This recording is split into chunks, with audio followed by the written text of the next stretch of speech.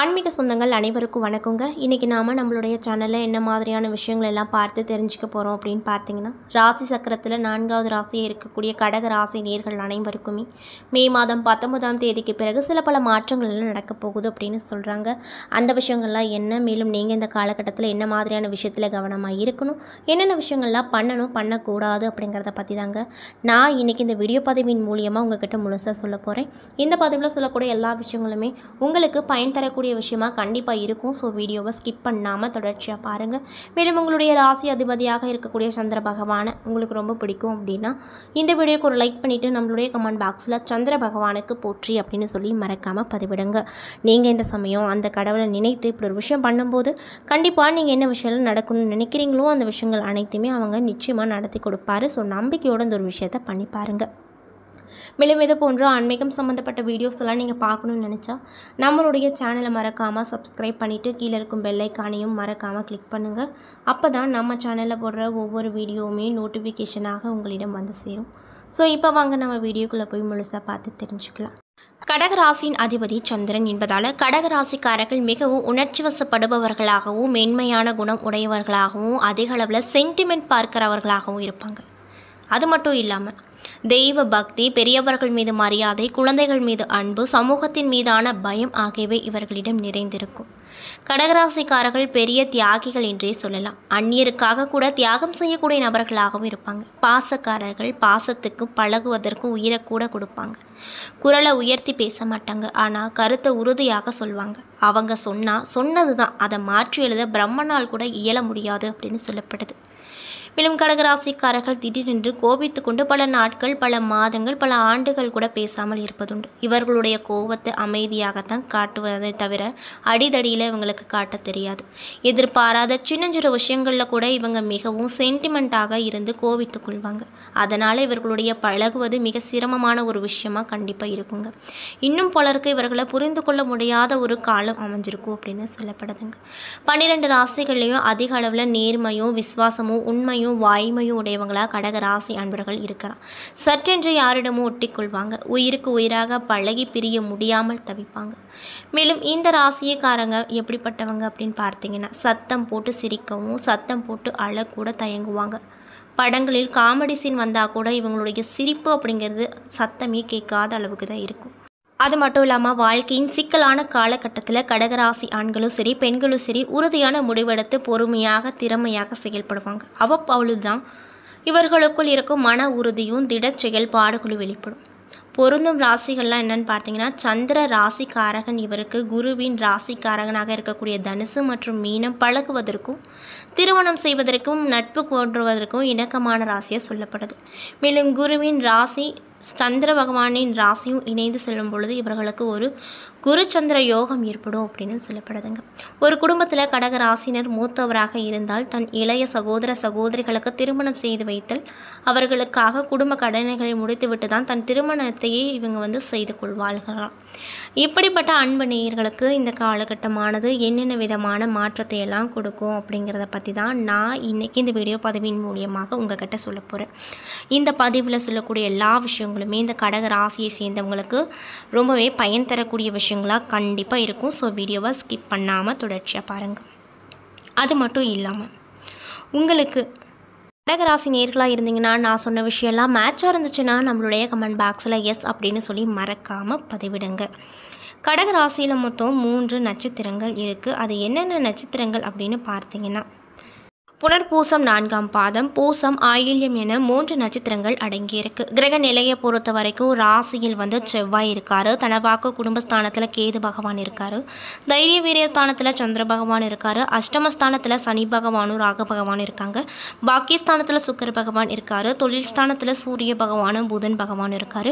லாபஸ்தானத்தில் குரு பகவான் இருக்கார். மேலும் கிரக மாற்றங்களானது 11/5/2025 அன்று குரு பகவான் லாபஸ்தானத்தில் இருந்து அயன சைன போக ஸ்தானத்திற்கு மாற்றம் பெற்றிருக்காரு.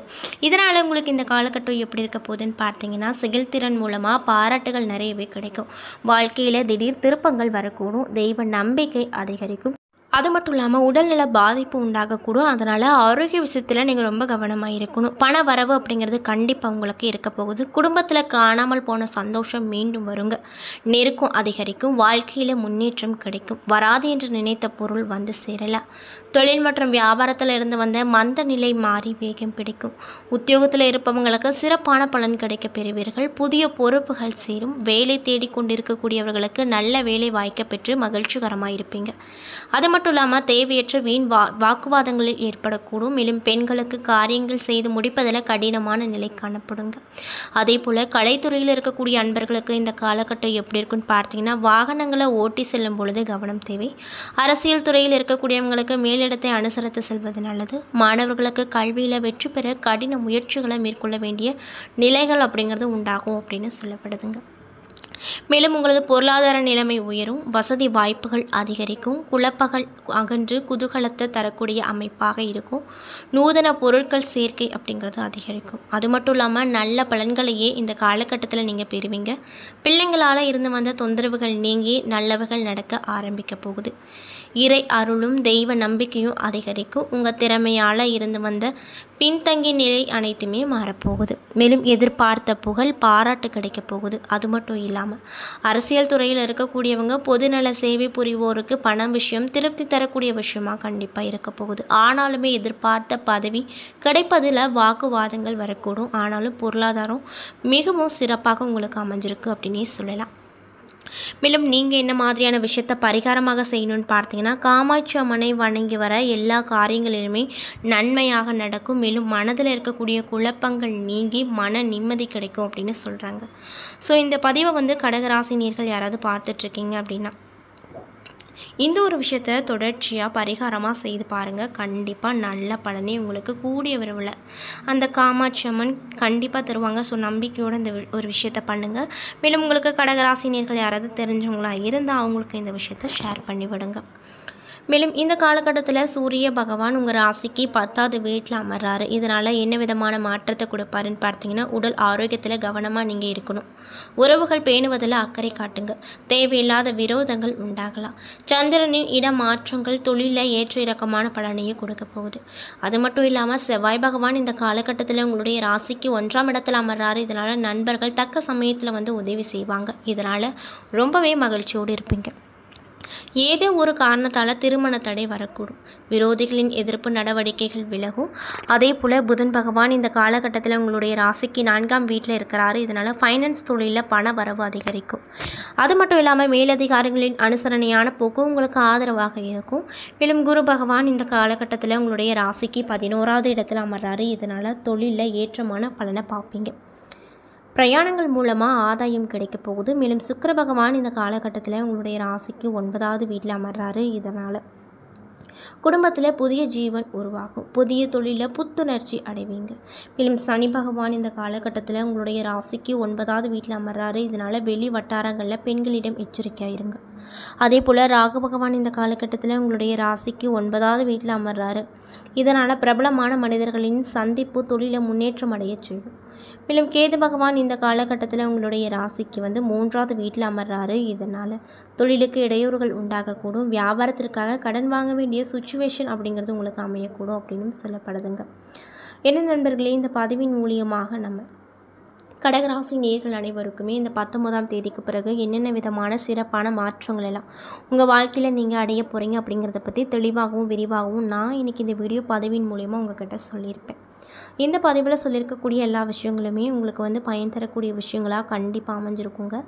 ஸோ வீடியோ பிடிச்சிருந்தால் லைக் பண்ணுங்கள், ஷேர் பண்ணுங்கள். அது மட்டும் இல்லாமல் இது போன்ற ஆன்மீகம் சம்மந்தப்பட்ட வீடியோஸ் எல்லாம் நீங்கள் பார்க்கணுன்னு நினச்சா நம்மளுடைய சேனலை மறக்காமல் சப்ஸ்கிரைப் பண்ணிவிட்டு கீழே இருக்கும் பெல் ஐக்கானையும் மறக்காமல் கிளிக் பண்ணுங்கள்.